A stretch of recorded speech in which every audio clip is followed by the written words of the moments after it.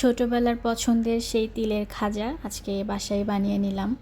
বড়বেলায় অনেকবার খাওয়া হয়েছে, যখন হাতের কাছে পেয়েছি কিনে খেয়েছি। আজকে হঠাৎ খেতে মন চাইলো, কিন্তু আজকে তো আর এখন বের হয়ে কেনা সম্ভব না।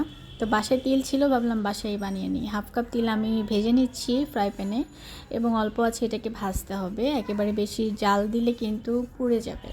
তো হালকা যখন এরকম লাল লাল হয়ে আসবে, নাড়াচাড়া করতে হবে অনবরত। এরকম লাল লাল হয়ে আসলে এটাকে আমি নামিয়ে নিলাম। নামিয়ে নিয়ে একটা প্লেটে করে একটা সাইডে রেখে দিলাম।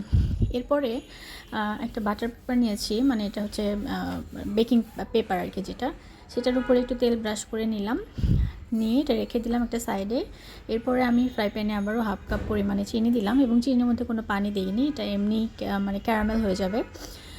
তো আস্তে আস্তে এই যে ক্যারামেলের কালার যখন একটুখানি সুন্দর হয়ে আসবে, তখন আমি তিলটা এর মধ্যে দিয়ে দিলাম, এবং দেওয়ার পরে এটাকে ভালোভাবে নাড়াচাড়া করে নিচ্ছি, যেন পুরোপুরি ভালোভাবে মিক্স হয়ে যায়।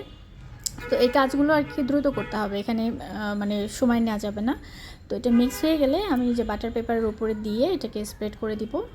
যে দিতে দিতেই কিন্তু অনেকটা আঠালো হয়ে আসতেছিলো।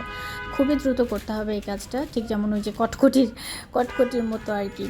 যাই হোক, এরপরে আমি হাতটা একদমই গরম ছিল, তারপরে হাত দিয়ে একটু চেপে চেপে দিলাম। দেওয়ার পরে একটা বেলুনের সাহায্যে এভাবে স্প্রেড করে নিচ্ছি।